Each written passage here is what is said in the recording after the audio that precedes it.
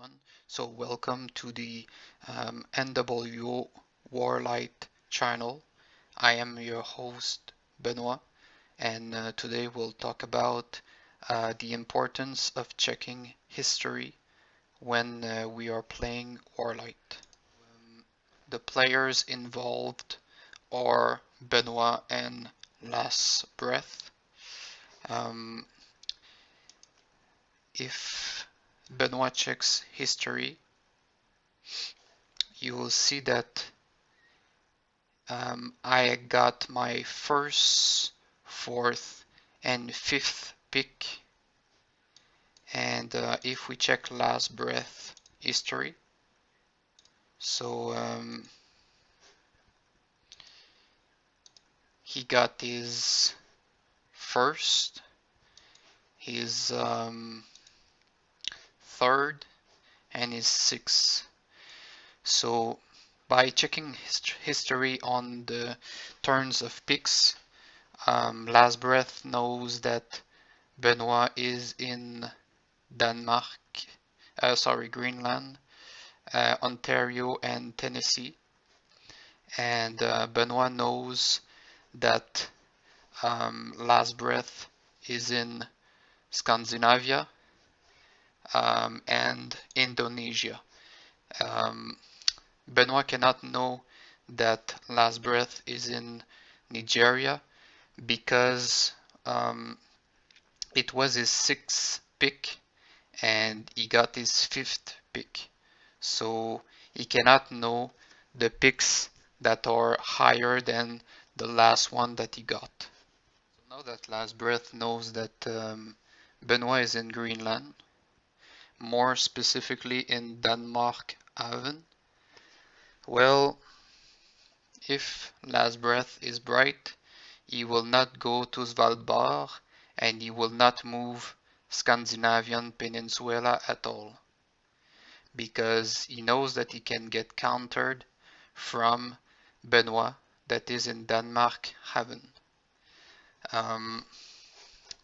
So let's say that Last Breath isn't very bright and he decide to still expand in Scandinavia. He will also try to expand in Indonesia, and let's say he tries to expand everything, so he will also move Nigeria. Overexpanding on the first turn is something that we can see often noobs do. So they move all their picks on turn 1, even though it's not the best thing to do. So that is what Last Breath will do. And if we check Benoit here, he knows that Scandinavia is taken and he knows that Indonesia is taken too. He knows that Scandinavia cannot be made on the first turn because the first turn bonus was the pick in Sweden, the pick in Norway, sorry, with Denmark Haven. So Benoit will try to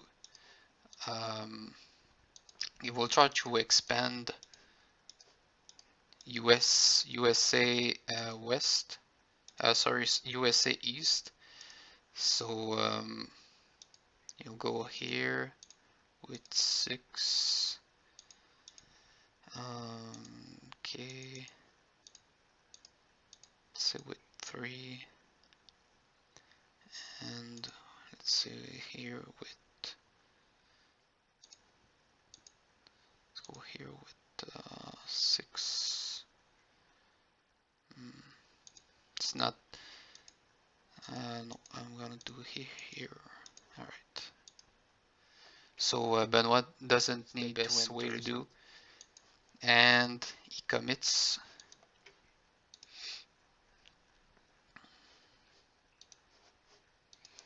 So now what we have here is green. Last Breath wasted a lot of troops trying to take Scandinavia, and he didn't use the history correctly, so he just got countered by Benoit from Denmark.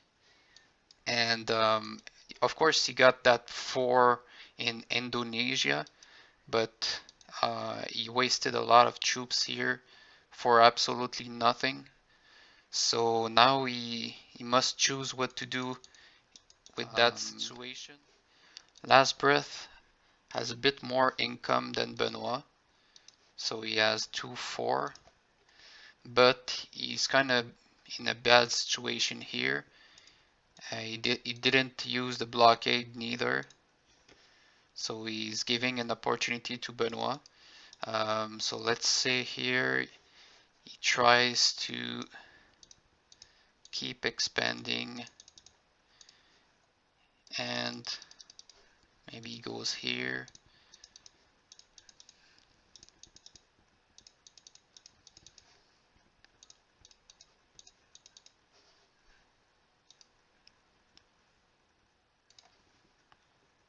So Last Breath is making some interesting move despite the fact that he doesn't use history. But let's see if Benoit can manage to have the advantage. So I think Benoit needs to expand. What he will do.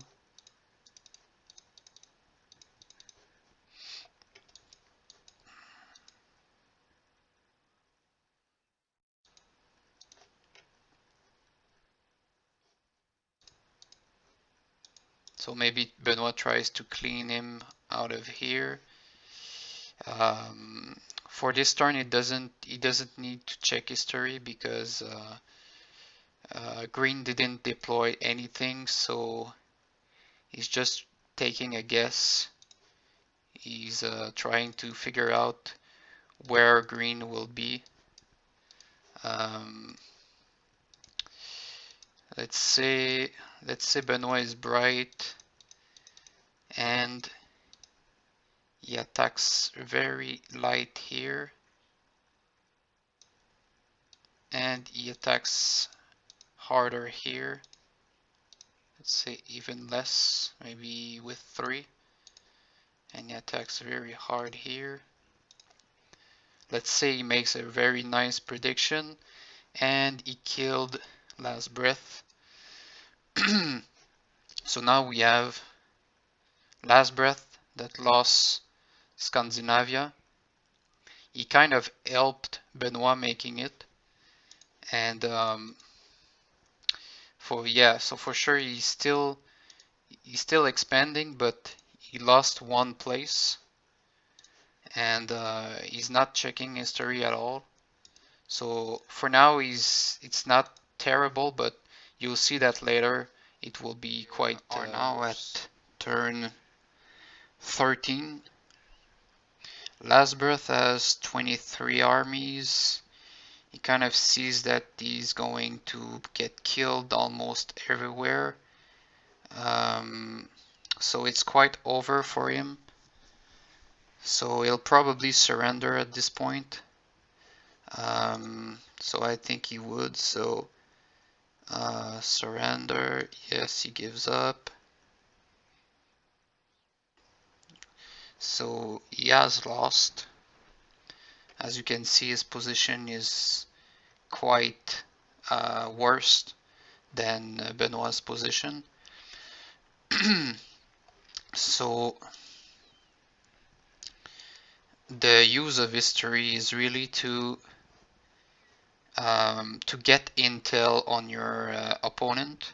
First of all, you want to use history to know where are your opponent's picks, and second of all, you need to use history to guess at each turn how much has been deployed by your opponent, so that you can predict more accurately where his bonus will be. So if I give you an example, the turn 12, let's say turn 11, Benoit used history to know that Last Breath was in Indonesia, he was in Scandinavia, and he was in somewhere in Africa. So Benoit knew that Last Breath had like 27 or 24 income. So he knew that he had the advantage, and he used history to just on turn 12 sacrifice his West Russia and really try to break two bonuses here and try to put pressure on Africa, because he knows that that was the last place that Last Breath probably was, because the other places don't make sense because of the wastelands. So a third very important thing that the history is important to use is when you are expanding, you can know where to expand. So you're not trapped expanding in bonuses that have bad wastelands that will really devastate your expanding. So I hope this showed you the importance of using history, particularly when you are playing with cycle, because when you're playing with cycle you can also see who moved first. It's not always clear because you have sometimes priority cards, but as you can see here, it was probably Last Breath that moved first. Let's see here, if we go back, turn 9 it was green, then purple, then it was green, then it was probably purple. So it's very important to check who deployed first. It's not always crystal clear, but on rounding cycle or no luck cycle rounding modes, it's very useful to know who will get the first turn, assuming that there's no priority card played. So for all these reasons, so who has priority? Where are the picks of your opponent? Uh, Trying to guess where your opponent's bonuses are, and trying to figure out where you could attack and where you can expand safely and for the best. So for all these reasons, it's really important to use history. So once again, I hope that this stream helped.